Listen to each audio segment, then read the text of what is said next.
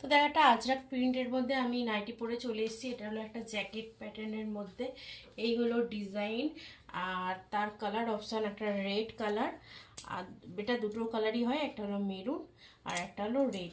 সবাই এক পিস করে বুকিং করতে পারো, কিন্তু এক পিস করে বুকিং করলে তোমাদের ডেলিভারি চার্জ লাগবে।